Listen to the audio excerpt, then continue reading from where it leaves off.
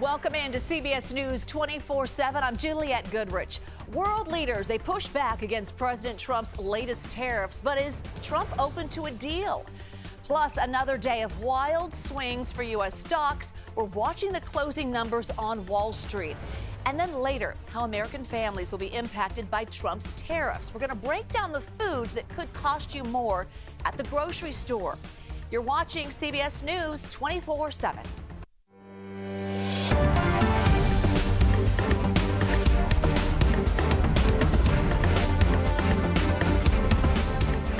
Right now, President Trump signing an executive order that the White House says will invigorate the coal industry. So let's take a listen live. Secretary, and he said, "Sir, you have one person who's much better than me at this, Chris Wright." I said, "Who the hell is Chris Wright? I have no idea who he is." And then I learned that he's the most respected person in the energy business by far, far and away. For Doug to say that, Doug's got a big ego. It was very tough for him to say that. Catherine was there, right? Catherine, you said, "Wow, I've never heard that before." But Chris, you guys are fantastic. Stand up, all three of you, please stand up.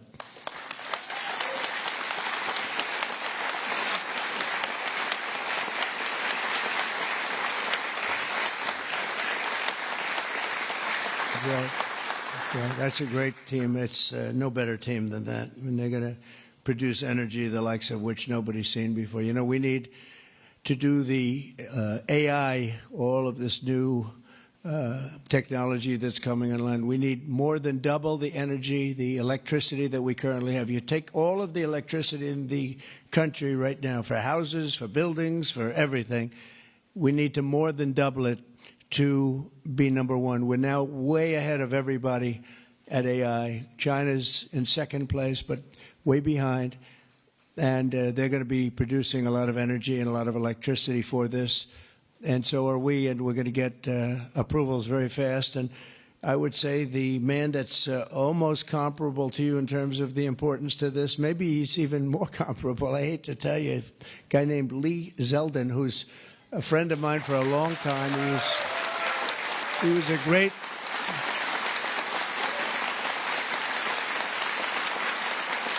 Yeah. Lee was a great lawyer, and he ran for office, and he won immediately. I gave him a very important endorsement. He won for Congress in an area that was unwinnable. He couldn't have, they were all saying, why is he wasting his time? That's Democrat territory. And I liked Lee and knew Lee, and he ended up winning a seat in a massive upset. Nobody knew what happened, actually, and then he was there for a long time. How many years were you there? 8 years, was very popular, and then he almost won the governorship of New York, which is lost by a few points, which was an amazing run. And I said, we got to get you in with us in some form, and we did. And he's head of the environmental agency, EPA, and doing a great job. And I said, if we have a nuclear power plant, Lee, can you get it approved in less than a month? He said, what? He said, I'll do it faster. And by the way, he'll do a fast job, but he's going to do also a great job. It's going to be an important job. We don't even smile about it. But, you know, I've been involved in the approval process for a long time, having been in real estate. And you go years and years and years for absolutely nothing. And even in those days, I used to say, you know, this whole thing could have been approved in a week or 2 weeks or 3 weeks, and it would have been just as good. But they'd take you down the path, and you'd spend years waiting, and then sometimes you get rejected. I wasn't rejected too much. I was the king of zoning. I did well, but it was such nonsense. It was so terrible. The process was so terrible. But this is the big leagues now, and he's the head person in the whole country, and I appreciate it, and I appreciate you doing it. And already they're respecting you very greatly. So thank you very much, Lee. Great job.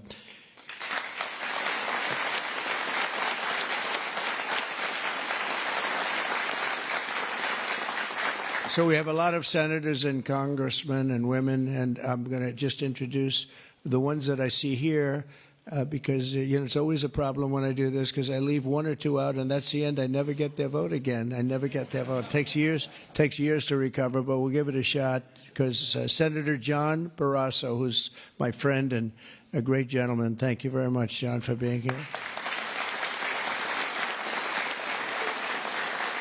Thank you, John.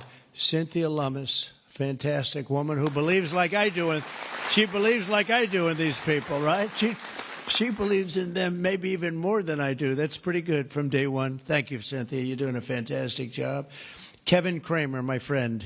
Where is Kevin?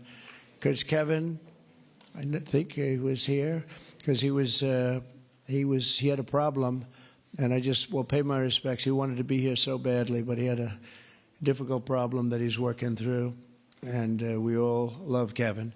John Hovan. John, thank you very much. Thank you very much. Go ahead. Steve Daines. Thank you, Steve.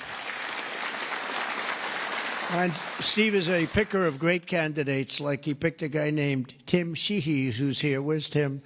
Where is Tim? Thank you, Tim. And Tim Sheehy has turned out to be a wonderful senator, and that was your pick. And we went with it, and you were right. And we have a great one in Tim. So thank you, Tim, and thank you, Steve. Shelley Moore Capito. Shelley, thank you very much. West Virginia. From West Virginia, she has to you have no choice. Even if you didn't like it, you have to like all, right? But they were doing a number on you. They were doing a number on you with the coal stuff, and you have not only coal, but you have among the best coal anywhere in the world. So thank you very much. A friend of mine for a long time, I'm the one that got him to change his religion in a sense. He changed the party. He went from a Democrat. I said, Jim, you're not a Democrat. But he changed to Republican. He's one of the most popular Republicans and one of the most popular political leaders in the country, Jim Justice. I call him Big Jim. Big Jim Justice. Good. You look good, Jim. And he was in the business. And so am I doing the right thing? You would know better than anybody in this room. Am I doing the right thing, Jim? Huh? I think so, right? Thank you very much, Jim. Cindy Hyde Smith. Cindy, thank you, hon. Very good. Good job. People are going to be happy. And all friends of mine. Mike Lee. Mike, thank you very much. We have a lot of people from Congress, congressmen and women, representatives. Morgan Griffith. Morgan, thank you. Thank you very much. Bruce Westerman. Bruce, thank you, Bruce. Bob Latta. Bob Latta. Thank you, Bob. Good job. Troy Balderson.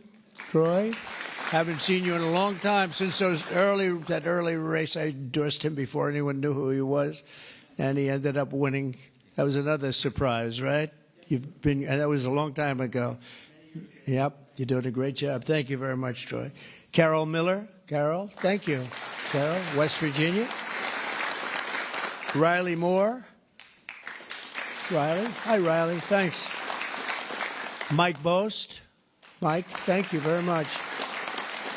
Troy Downing. Troy, thank you. Oh, he has something. What is it, coal? Is there coal in that bag? Huh? Even better, it's clean coal. I like it. I'll take it right now. Thank you very much. Hal Rogers. Hal, thank you. Thank you, Hal. Andy Barr. Thank you, Andy. Good luck with everything. I hear good things. Troy Downing. Troy, thank you. Thank you. Thank you. Thank you very much, Troy. Hal Rogers. Oops. Harriet Hageman. Harriet. Hi. How are you, Harriet? We just left Harriet. This is one of the finest attorneys you will ever see. I have seen her in action, and she is brutal. I never want her against me, that I can tell you. Dan Muser. Dan. Thank you, Dan. Thanks, Dan. Good job you're doing. Wesley Hunt, my friend, too. Wesley, great. I love your commercial. Pete Stauber. Pete. Thank you, Pete. Great hockey player he was, right? Great hockey player. And a great gentleman just broke the president still calling out supporters of this order right now, an executive order he's about to sign. Let's bring in CBS News White House reporter Aaron Navarro with the details on what this executive order is and what the event is all about. Thanks for joining us. Yeah. Thanks for having me. This executive order that we will see President Trump sign is focused on the coal industry. And just looking at the fact sheet the White House provided to reporters leading into this event, it is focused on lifting existing regulations, barriers on coal mining, prioritizing coal leasing on federally owned lands, rescinding any moves taken in the past administration and really the past decade to transition America away from coal production. And just some context, right now, coal makes up about 16% of the electricity in the United States, a dwindling percentage. What Trump is doing here is looking to reinvigorate that. He also made a mention just now in coal-powered artificial intelligence data centers. We know that is something the president wants more investment in, these AI centers. But just from talking to energy experts leading up to this executive order, these data centers are already powered by natural gas, renewable energy, and in part coal. And whether Trump wants it all to be powered by coal remains to be seen. But this executive order is just the latest step that he's taking to kind of undo some of the environmental regulations from past administrations. He has already withdrew from the Paris Climate Agreement, and the EPA, under his watch, under the watch of the Commissioner Lee Zeldin, has already rolled back 31 environmental regulations, including those that deal with reducing air pollution. All right, so Aaron, as we're waiting for the president to sign this executive order, let's talk to you about tariffs. We just heard that Canada's announcing 25% counter tariffs on U.S.-made vehicles, and China, of course, plans to fight the tariffs. So how is the Trump administration responding? Yeah, this is a major point right now when it comes to President Trump's tariffs. And on China, the White House has really indicated they're not backing down on this. They're going to implement an additional 50% tariff after midnight tonight, bringing it to a total of 104% tariff on Chinese goods. At the same time, they have signaled they are open to negotiation with other trading partners, have said that over 70 countries have reached out to the White House to begin negotiations. Trump officials say they're already beginning conversations with Japan, and that they will make, quote, tailor-made plans to each country that comes to the negotiating table, but they are remaining bullish on China. We heard from White House Press Secretary Caroline Leavitt talk a little bit about this during her press briefing earlier this afternoon. Take a listen to what she had to say. Look, I just spoke to the president about this, and he believes that China wants to make a deal with the United States. He believes China has to make a deal with the United States. It was a mistake for China to retaliate. The president, when America is punched, he punches back harder. That's why there will be 104% tariffs going into effect on China tonight at midnight. But the president believes that she and China want to make a deal. They just don't know how to get that started. And the president also wanted me to tell all of you that if China reaches out to make a deal, he'll be incredibly gracious, but he's going to do what's best for the American people. And the White House there seems to be indicating they want Chinese officials to call them first. And we also heard from White House Deputy Chief of Staff on Policy Stephen Miller, who voiced confidence that China would come to the table, in part because they're making the bet that because of China's reliance on exports to the U.S. and these tariffs, that they will be hurt economically, and also making the bet that potential negotiations with other large trading partners, such as Canada, Mexico, those in Europe, would help isolate China and bring the second biggest market in the world to the negotiating table with the U.S. Aaron Navarro. Aaron, thank you so much. Another volatile day for the markets as the trade war turns into a staring contest between the U.S. and China. The Trump administration indicating it is taking calls from nearly 70 countries to negotiate on tariffs. So let's take a look at our interactive stock market heat map. This is brought to you by FinViz. It's showing the top 500 stocks, all of this in real time. The red indicates the stock is down, the green means it's up, and the size of the box represents the size of the company. So another down day today in what's becoming a trend. So CBS News Money Watch correspondent Kelly O'Grady joining us live now to break it down. Hi, Kelly. Thanks so much. Walk us through the stocks today because we opened higher and gained some ground, and then talk about how we ended up. Well, I think, Jules, I said the exact same thing to you yesterday when we talked. Strap in as I walk you through the roller coaster of the day.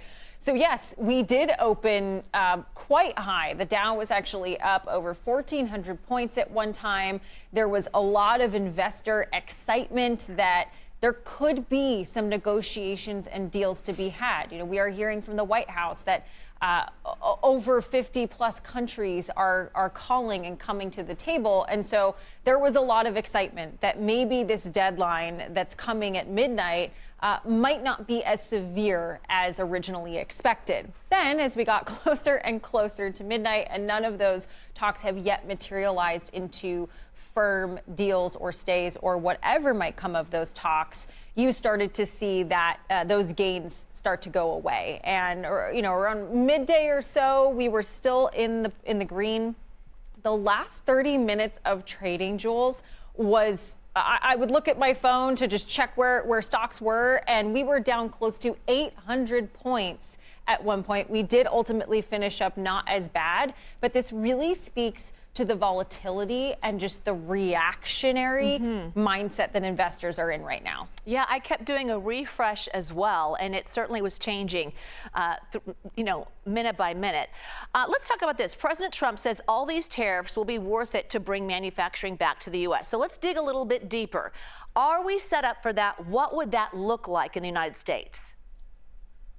So there's a number of different things that would need to come into play in order to make that possible. So the obvious one is time. This is just going to take time. There are some industries that have existing factories that have capacity, but by and large, a lot of the manufacturing capabilities that we might have had decades ago are no longer there. And so it would take time to build those up. It would also take money, billions, and billions and billions and maybe trillions of dollars in order to do that.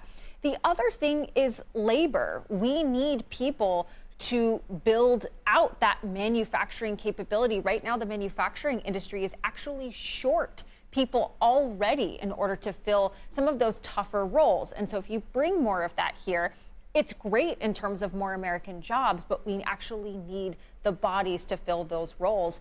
And another big one is energy, Jules. This isn't something that is being talked about a ton. I mean, we did just hear, of course, the president is making some investments in energy, but there needs to be more electricity in order to power these factories. That's something that we have heard across a number of different industries, whether it be AI or electric vehicles. If we bring more manufacturing here, we're going to need more power that a lot of experts I'm talking to are saying that the grid just currently doesn't have right now.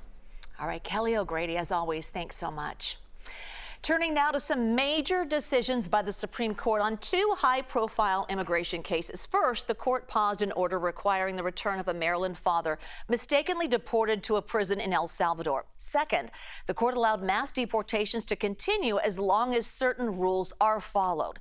So CBS News Department of Justice correspondent Scott McFarland joining us live now with what the court's argument is to allow these deportations to continue. Thanks for joining us.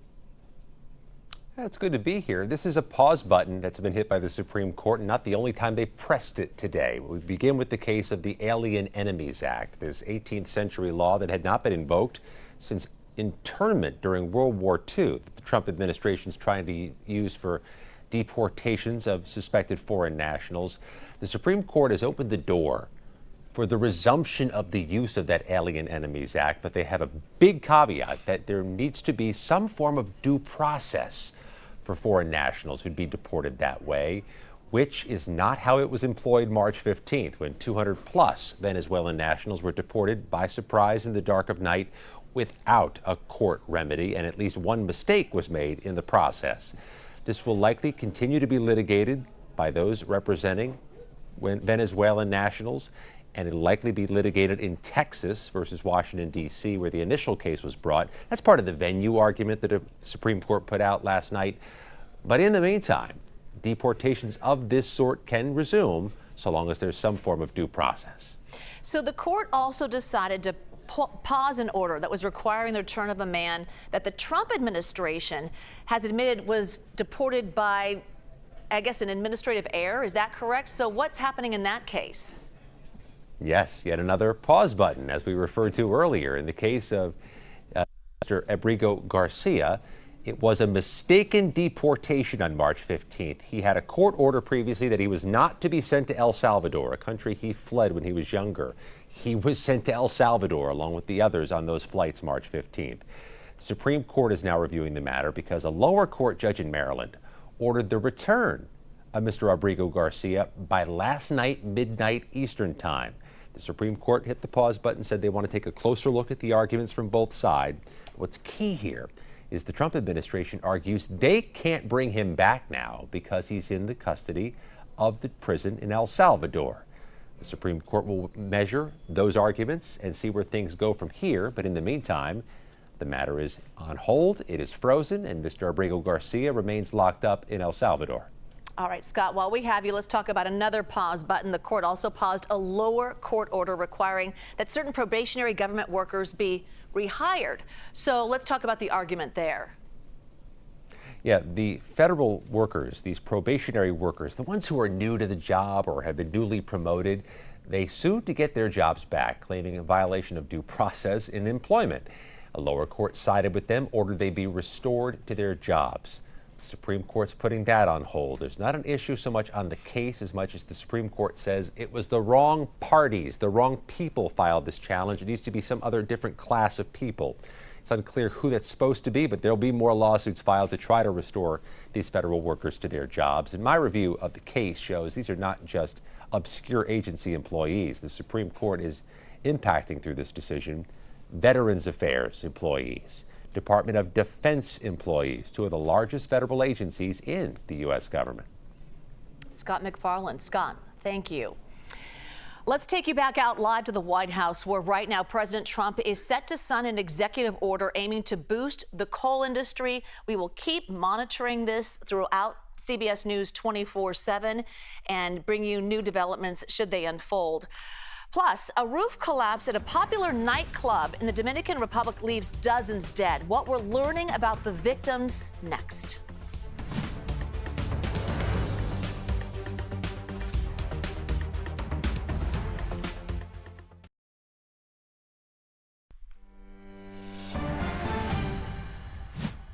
We're following developing news overseas. Dozens of people are dead and 160 others injured when a roof collapsed at a popular nightclub in the Dominican Republic. It happened in Santo Domingo. CBS News correspondent Meg Oliver joining us now with the very latest. So, Meg, what do we know so far?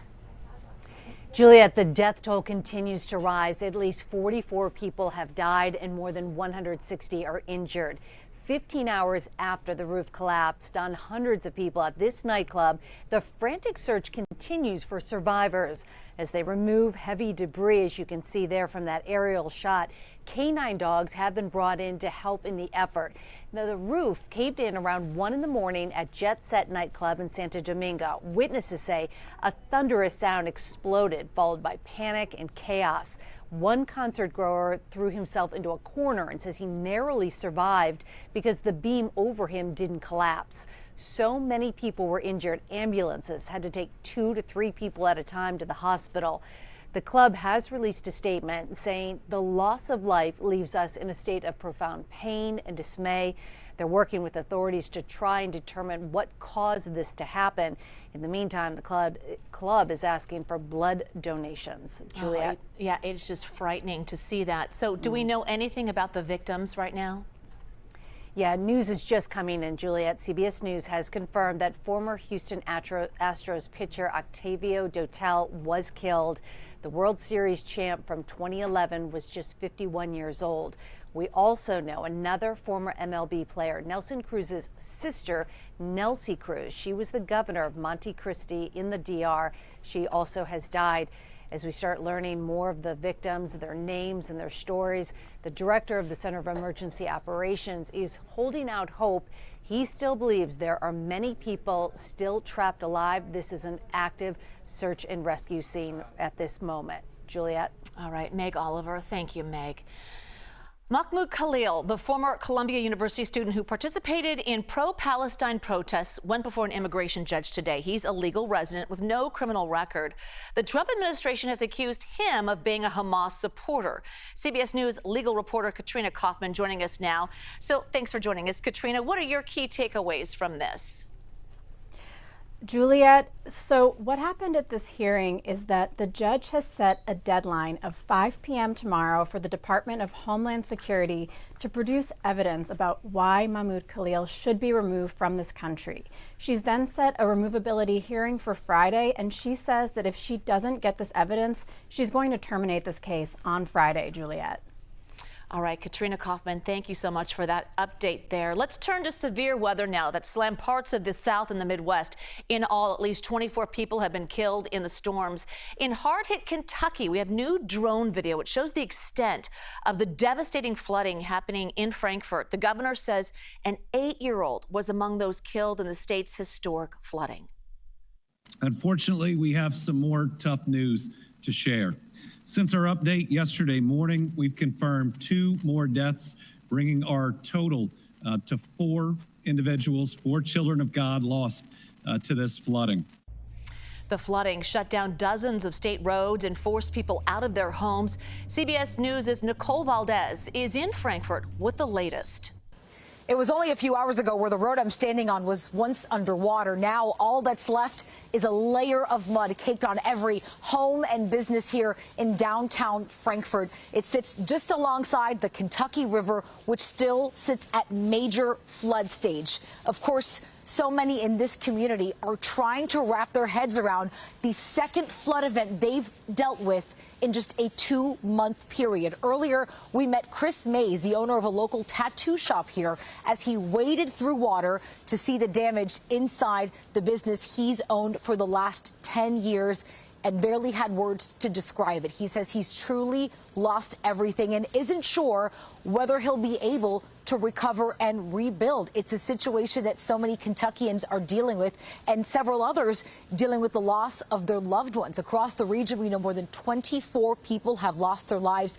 Here in Kentucky, that number is at least 5, including 1 young boy who was swept away in floodwaters right here in Frankfort. Governor Andy Beshear met us here and told us this is emotional for him, too. He and his family live here in Frankfort. They walk their dog down the street. Their kids go to their favorite ice cream shop here. And he recognizes the pain and the emotion surrounding those who are really trying to figure out what their next steps are and whether or not they will rebuild. Meanwhile, the recovery, at least the immediate recovery, will take some time. We know that the Kentucky River is one of many that will stay at major flood stage, likely through the end of the week. Nicole Valdez, CBS News, Frankfort, Kentucky.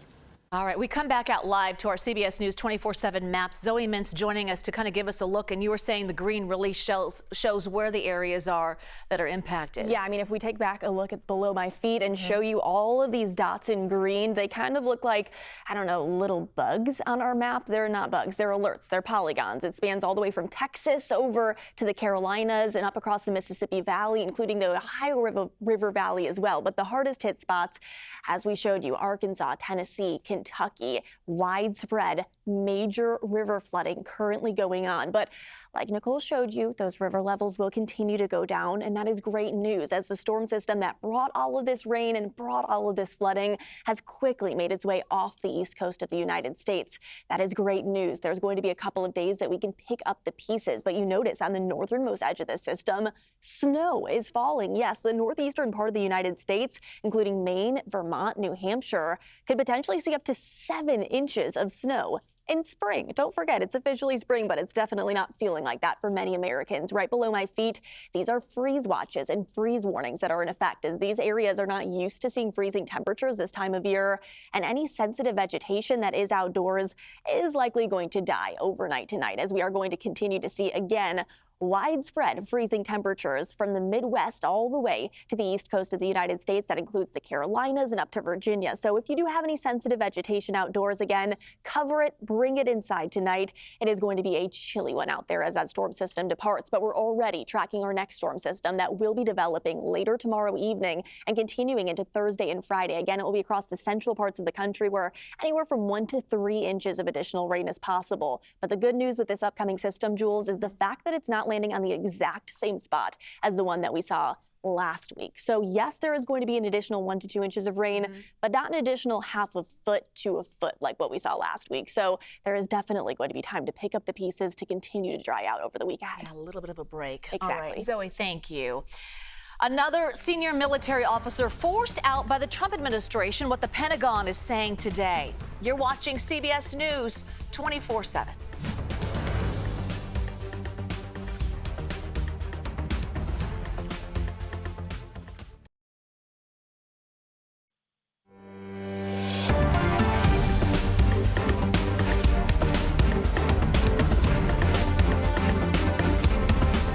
President Trump announcing the U.S. would hold direct talks with Iran this weekend on its nuclear program. Iran immediately pouring water on that report, saying they would only hold indirect talks with the U.S. in Oman. Tehran called Trump's comments yesterday psychological warfare. So let's bring in CBS senior national security correspondent Charlie D'Agata to break this down. So, Charlie, what's going on here, and what can we expect from these talks? Hey, Juliet, off to a great start, right? So it depends on who you ask. I have to say that was a surprise announcement from President Trump that Iran would have a very bad day if no agreement is reached. What that agreement looks like, we don't know yet, and it might be down to negotiations. So it might be that the Trump administration is looking for a sort of return to an enhanced surveillance program of Iran's civilian nuclear program that was similar to the one he pulled out of back in 2018. That's like looking at the non-weaponized development. Or whether they'll demand that Iran completely dismantle its nuclear programs. That's been called the Libya option. And Prime Minister Netanyahu cast his vote yesterday during that quick, brief meeting. That would literally mean crating everything up and shipping it out, as Gaddafi did in Libya. That raises enforcement issues. Now, Trump made clear Iran cannot have a nuclear weapon. So U.S. officials I've spoken to today say these talks come at a time when there has been a huge beefed up military power in the CENTCOM region, right? That includes Iran. By the end of the week, there'll be a second aircraft carrier there. It's the USS Carl Vinson. It has 2 guided missile destroyers, a guided missile cruiser. That joins the USS Harry S. Truman, which is already there, with an additional 3 destroyers, another cruiser. There are a number of forward deployed B-2 stealth bombers currently stationed at Diego Garcia. So that's not just a flex. Those weapons are capable of penetrating deep underground fortifications. Iran has pretty much lost all of its air defenses after Israeli airstrikes last October. That also damaged its missile production facilities. Traditional allies like Hamas, Hezbollah, and even the Assad regime in Syria are no longer a threat to Israel in any meaningful way. So it really just depends on how aggressive the Trump administration is going to be this weekend in forcing Iran to come to the bargaining table and making a deal. All right, next question for you. Senior Navy officer at NATO was fired by the Trump administration. So what was behind that dismissal? It's a good question. The latest person to be dismissed was Vice Admiral Shoshana Chatfield. She was the top U.S. admiral to NATO's military committee here. As far as why, Pentagon chief spokesman Sean Parnell issued a short statement that she was dismissed due to a loss in confidence in her ability to lead, which is sort of like a boilerplate statement. Grateful to her years of service, etc. But she had been signaled out for making so-called woke comments about the need for diversity. And that makes it at least 9 high-ranking officers who are either women or people of color to be dismissed under this new administration. And Defense Secretary Hegseth has made clear he would remove any DEI hires or promotions or anybody promoting DEI programs. And among those big names dismissed is former chairman of the Joint Chiefs of Staff, Charles C.Q. Brown, and the highest-ranking female officer, Chief of Naval Operations, Admiral Lisa Franchetti, and also the head of the Coast Guard. So Chatfield was put on that list that was put together by conservative watchdogs, urging Secretary Hegseth to dismiss what they called woke ideologues. And it comes after more firings, most notably the head of Cyber Command and the director of National Security Agency, Timothy Hogg, last week. So huge purge here at the Pentagon. All right. Charlie D'Agata. Charlie, thank you. Are you paying more at the grocery store? Trump's sweeping new tariffs are expected to drive up the cost of food. We're going to break down which everyday items could cost you more next. You're watching CBS News 24/7.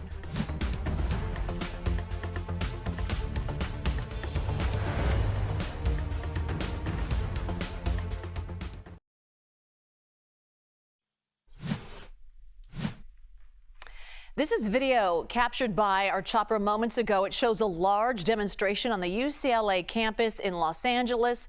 Activists protesting the Trump administration cuts to research, health, and higher education. On to a different price story here. Your grocery store bill. It could be a little bit higher because of Trump's tariffs, where a long list of products could suddenly become much pricier. So food industry analyst and editor for the site supermarketguru.com, Phil Lempert, joining us now. Obviously, this is the million-dollar question. We really want specifics. How could this all change our grocery store baskets with all of these tariffs? Which items are on that list? Sure, Jules. Well, keep in mind, it is going to change what we buy. There's no question about it. Prices are going to go up.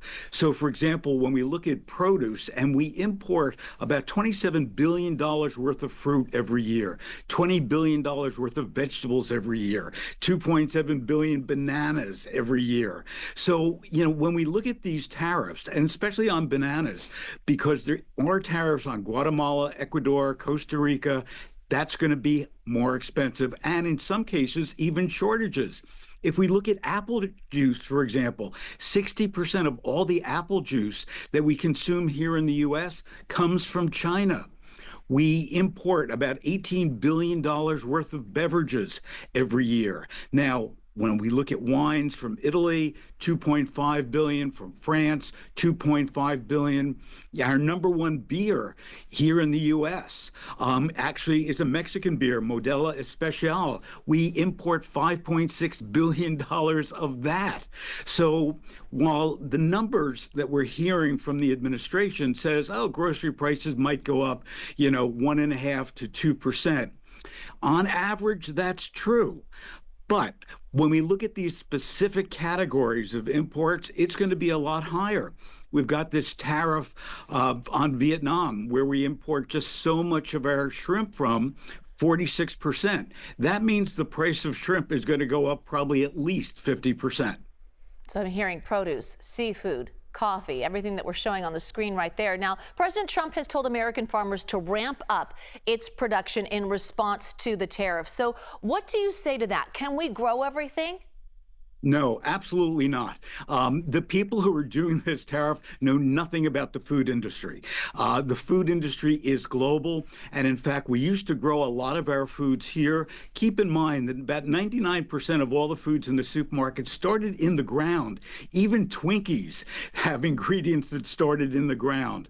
So we've got to realize that because of climate change, we can't grow everything, whether it's in California, whether it's in Florida. I mean, we grow soybeans, wheat, and corn really well. But the other products that we want, not so much.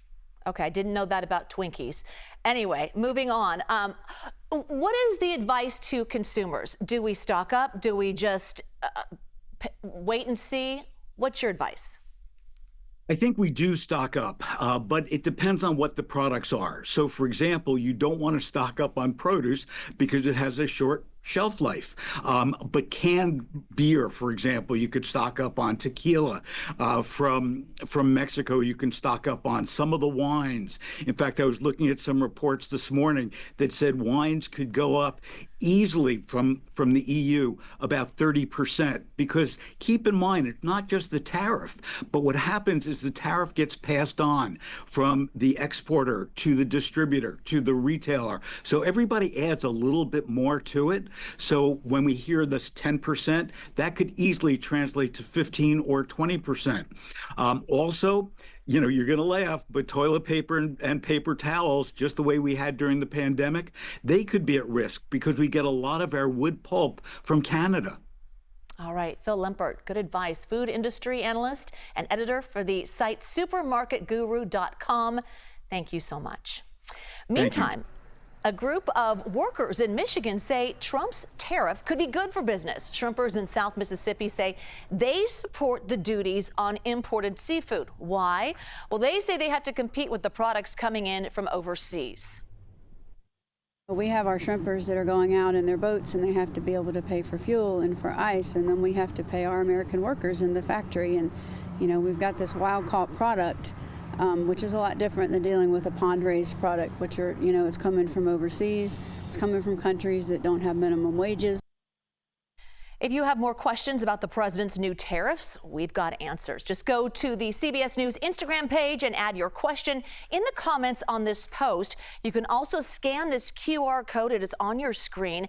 And Money Watch experts Jill Schlesinger and Kelly O'Grady are going to join the Daily Report tomorrow to answer the questions. That special airs at 6 p.m. Eastern right here on CBS News 24/7.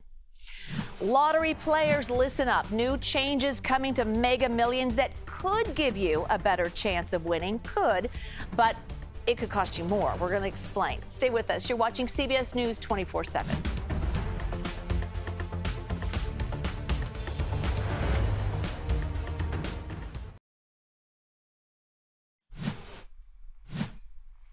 Cuteness alert. Scientists say they've brought back an animal species that's been extinct for thousands of years. CBS News reporter Christian Benavides has the details from Miami. Say hello to Romulus and Remus. They're not technically direwolves, but a Dallas-based biotech company says the cubs are the closest thing to the extinct creature that hasn't howled in more than 10,000 years.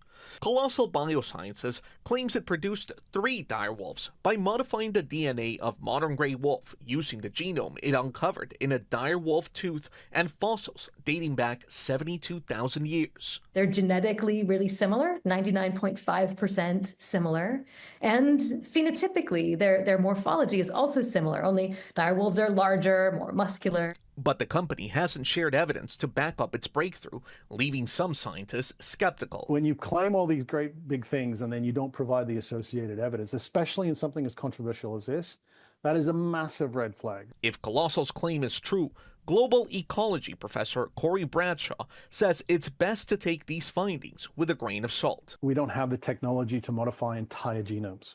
We can modify components of genomes, and we can certainly sequence genomes. That's not enough to create an entire genome. And these genetically engineered cubs lack the instincts of natural-born wolves, making them unlikely to answer the call of the wild. Christian Benavides, CBS News. If you play the Mega Millions, you might want to be aware of some new rules. First, the tickets now cost $5 each. An optional add-on to increase non-jackpot prizes will cost $1. The $3 for 2 plays for the jackpot is being discontinued. The changes mean there are better odds of winning. All right, March Madness brings April jubilations, people partying at the University of Florida, and last night in San Antonio after the Gators beat Houston 65-63. CBS News correspondent Omar Villafranca reports on the nail-biting game and a comeback for the ages. March Madness lived up to the hype. In the final game, Florida versus Houston, 2 #1 seeds in front of 66,000 fans here in San Antonio at the Alamo Dome for a 40-minute fight. Now, Houston came out strong in the first half, playing tight defense and keeping All-American guard Walter Clayton Jr. scoreless in the first half. But the second half, that was a different story. Florida kept chipping away and took the lead in the final minutes. Houston did have one final shot to tie or win the game, but they couldn't get the shot off. Gators win 65-63, winning their 3rd national title. Walter Clayton Jr. named the most outstanding player. It's the first title win for head coach Todd Golden, making him the youngest coach at 39 to cut down the nets. And maybe it was fate that Florida won, because one of the inductees into the 2025 Naismith Memorial Basketball Hall of Fame, Billy Donovan, who just happened to be the coach the last time the Florida Gators won the title. Back to you. Omar, thank you. Checking back at the executive order signing ceremony at the White House, President Trump just signed an executive order aimed at revitalizing the coal industry. It will end, quote, discriminatory policies against the coal industry. America Decides with Major Garrett is up next. You are watching CBS News 24/7.